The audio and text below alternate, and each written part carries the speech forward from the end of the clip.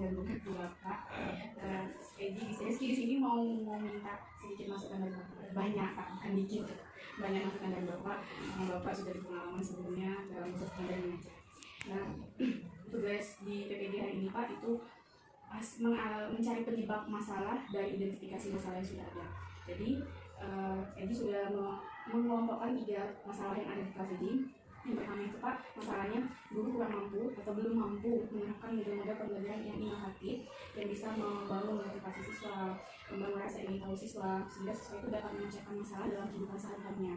Nah, menurut Bapak, masalah yang ada di kelas kami kelas 4 itu setelah mungkin Bapak pengalaman berlebih dari ini, itu menurut Bapak penyebab masalah dari guru itu tidak mampu menerapkan model-model inovatif itu apa Pak? Itu seluruh. Ini terkhusus di kelas 4. Terkhusus kelas 4. Yang ditanyakan? Yang ditanyakan itu penyebab mengapa guru itu tidak mampu menerapkan model-model inovasi. Nah, sebelumnya ini juga sudah bertanya sama teman, kawan-kawan itu tahu nggak apa model-model inovatif? Ternyata dari hasil yang ditanyakan itu ada teman yang tidak paham apa itu model-model inovatif yang sesuai perkembangan zaman saat ini.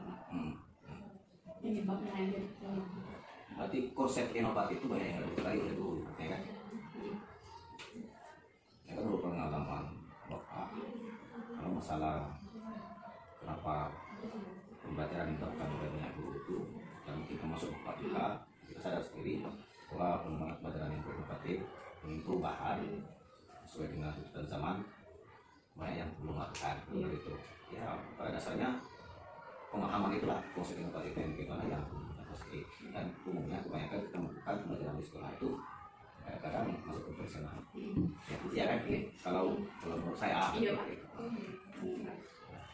tapi mungkin beda dengan itu Edi kan mungkin lebih memahami tentang inovasi pelajaran itu. Memahami inovasi setelah ikut kuliah mereka tahu Pak. Mungkin pembelajarannya lebih fleksibel sehingga untuk anak muda itu kan. Jadi perubahan buat kita semua ya Pak ya. Ya. Jadi pada dasarnya pembelajaran itu ya, kalau ingin dikaitkan dengan kemajuan zaman untuk menjadi perubahan yang lebih baik itu memang mulai dari kira-kira ide-ide inovasi itu yang penting agar pembelajaran itu lebih baik, mungkin berpusat pada siswa, bukan berpusat pada gurunya, terus ditambah dengan fasilitas yang memadai dan mumpuni, sehingga untuk penerapan keinginan pembelajaran yang ada perubahan yang lebih baik itu bisa tercapai. Nah, kalau tidak, ya jalan di tempat bisa jadi seperti itu. Terus ada dukungan dari orang tua juga. Tidak itu juga, bagaimana kita bisa melaksanakan pembelajaran yang inovatif itu. Jadi satu kendala itu. Kalau ada satu kendala, menurut saya yang belum memahami. Terus itu ada faktor keluarga, dari siswa pun juga dia kemungkinan konsep dasarnya belum mampu. Konsep dasar itu maksudnya membaca, menulis dan berhitung yang juga dia belum mumpuni. Jadi dukungan orang tua dan konsep dasar ini kalau bisa kita saat ini kan Pak bisa mempengaruhi dari hasil belajar siswa tadi. Dukungan orang tua, kemudian konsep dasar orang tua itu bisa mempengaruhi hasil belajar siswa juga. Kalau menurut Bapak apakah juga bisa? Jadi penyebab siswa itu kadang nilainya di bawah KKM, ada pengaruhnya dukungan orang tua, konsep dasar yang seperti baca tulis hitung bagaimana? Iya, salah satunya, salah satu jawaban daripada tidak keberhasilan anak untuk mencapai proses pembelajaran dan mencapai nilai hasil yang memuaskan itu salah satunya dukungan orang tua. Itu salah satunya. Dan banyak juga anak yang sekalipun tidak didukung oleh orang tuanya nggak tamat SD, banyak yang mampu dan mumpuni dalam pelajaran. Itu bukan salah satu jawaban. Nah, semua itu tergantung kepada siswa itu sendiri dan guru yang ingin membuat anak itu supaya dapat belajar. Itu salah satu yang saya cari menurut saya ya. Tapi memang peran orang tua itu sangat penting. Kalau tidak ada peran orang tua terhadap anaknya, otomatis dari sikap dia terhadap kawannya, sikap sosial terhadap kawannya, dia akan merasa selalu minder. Sebagai contoh, ketika dia istirahat, sementara dia tidak punya uang jajan, kawan-kawannya pun sudah jajan semua. Pada waktu itu dia mungkin pada olahraga kan capek, dia minder dengan kawannya. Kenapa? Karena dia tidak bisa untuk sama seperti kawannya, otomatis dia merasa. Tapi karena keterbatasan orang tua ya memang itu adanya, apalagi di SD seperti itu. Ya, sekarang. Jadi mau butuh dukungan orang tua. Itu salah satunya. Ya, ya itu menurut saya. Ya Pak, ya. Ini pertanyaan kedua Pak. Di kelas 4, guru itu kurang mampu memanfaatkan media-media pembelajaran yang ada di sekitar. Jadi yang ada di mindset guru itu Pak, yang namanya media pembelajaran itu adalah media yang menggunakan IT. Jadi penyebab hal itu terjadi, menurut Bapak apa Pak? Iya, pertama kalau menurut saya penyebabnya pemahaman. Satu, pemahaman dulu. Yang kedua, karena dipengaruhi oleh kemajuan teknologi, sehingga dia pola pikirnya kalau IT itu ya Salah yang ya, salah. Padahal pembelajaran yang menggunakan IT itu juga bisa dilakukan yang sederhana.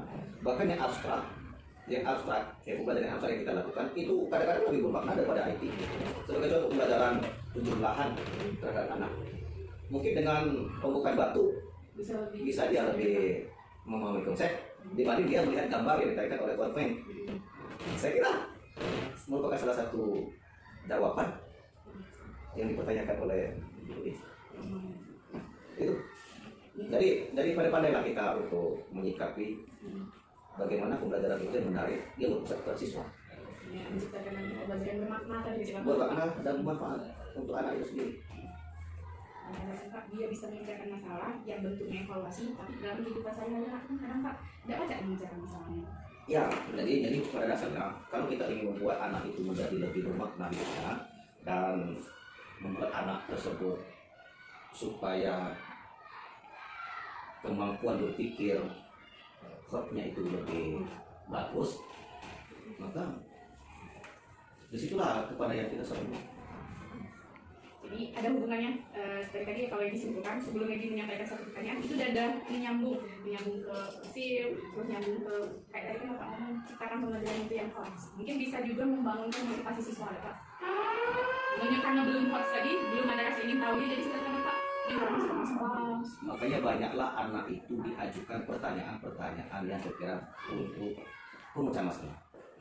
Banyaklah pertanyaan yang diajukan kepada anak itu dengan pertanyaan mengapa, kenapa, bagaimana, dengan pertanyaan jawaban yang sifatnya untuk langsung apa itu, yang seperti itu. Tapi buatlah pertanyaan-pertanyaan yang kira ada pemecah masalah. Tapi dengan syarat kita harus membuat deskripsi awal. Kalau tidak ada deskripsi awal, ya bagaimana untuk mendapatkan pembelajaran yang berbasis masalah. Oke. Nah, dari keempat tadi walaupun ada satu yang belum terutarakan, cuma menurut Edi sih sudah terutarakan dari awal pas model-model pembelajaran langsung ada kaitannya ke hasil belajarnya. Hasil belajar. Kalau di kelas itu ditemukan ada siswa yang membaca masih meja padahal sudah kelas 6. Masih ada meja, bahkan masih yang diabang gitu. Soal dan Bapak betul sih ngomong kita tuh kan kalau jangan langsung aja sama, tapi cari tahu apa masalahnya Bapak. Iya. Akar masalahnya apa? Ternyata dia anak pindahan dari sekolah lain. Nah, yang jadi pertanyaan Pak, yang menyebabkan anak tadi itu masih belum bisa membaca. Nah, menurut Bapak itu apa Pak? Siswa itu kadang ternyata Pak tanya sama kelas sebelah juga iya di kelas saya juga ada yang masih bacanya belum lancar. Masih belajar. Ini masalah. Ya, masuk ke kelas 4 Pak. Kelas 4 masih belum lancar membaca. Bagaimana ingin menganalisis suatu bacaan? Bagaimana memahami sebuah teks Pak? Membaca saja dia masih belum. Nah, jadi itu merupakan suatu masalah. Ya, artinya kalau terjadi yang seperti itu, bagaimana kita mengetahui apa itu? Mungkin dari anak itu sendiri, ya itu memang kita maaf, ya mungkin. Nah, artinya kalau seandainya dari tren dia sendiri, dalam diri dia sendiri tidak mampu untuk memahami pembacaan yang secara umum, artinya bisa diarahkan untuk ke sekolah yang sesuai dengan dia luar biasa. Nah, itu kan luar daripada biasanya. Nah, jadi jangan kita paksakan, maka kita harus bersama orang tua juga. Jangan pula orang tua nanti tersinggung karena itu tidak menerima. Nah, kalau ini kita paksakan ini terus, mungkin akan berdampak pada siswa yang lain. Kita jadinya fokus sama itu ya. Kita banyak waktu terhadap anak yang seperti itu, padahal ada tempat sekolahnya. Nah, tapi kadang-kadang pemerintah juga tidak bagaimana ya, memang sulit permasalahan seperti ini. Kadang-kadang memang kita sekolah negeri diajarkan Pasti untuk inklusif. inklusif. Cuman kita kan Pak kadang Tapi permasalahannya kan kita seluruh guru kelas, kita kan umumnya rata-rata, yang rata-rata atau mungkin adalah yang kurang pada rata-rata. Tapi kalau yang namanya satu kata idiot tadi kan, itu masalah menurut saya kan. dipecahkan sama orang yang di Buat bidangnya. kolaborasi, saya kira harus kolaborasi mungkin dengan orang tua, yang guru, dan kepala sekolah, dan pihak masyarakat. Kita itu juga harus dilibatkan di situ. Nah, tapi kalau Karena kan kalau tapi pernah dicobakan dengan Ibu Iji sudah Pak, untuk memperbanyak waktu dia belajar seperti itu. Sebagai contoh, dipaksakan untuk pas pulang sekolah, anak itulah mungkin yang disuruh kasih tinggal jam dulu, tambahan. jam tambahan belajar untuk dia sekitar 15-20 menit mungkin bisa. Dan dikasih tugas full untuk dia. Memang sudah dikasih tugas full, terus orang tuanya WA. Kenapa tugas Gibran tidak sama dengan tugas temannya? Mungkin di satu rumah dekatan ya Mbak. Betul. Nah, Apa jawaban? Dijelasin, maaf Bunda, mungkin Bunda juga tahu bagaimana anak Bunda. Menurut saya Gibran itu masih belum bisa membaca lancar ketimbang teman-temannya yang lain. Jadi kadang itu tugasnya Gibran berbeda dengan yang lain. Ternyata hasil penjelasan itu Pak kadang ada sedikit penolakan dari Bunda. Oh itu. Ya, iyalah, menolak ya Pak. Ya, yang penting kita majukan untuk tujuan pelajaran kita. Nah, ini yang lebih lagi untuk beberapa guru mereka, kita nggak boleh, nggak boleh menjas, oh kamu nggak bisa, sudah perempuan nggak bisa ini, nggak bisa itu, nggak boleh lagi sekarang. Ya, di guru mereka, sudah mereka mau dia, beragam.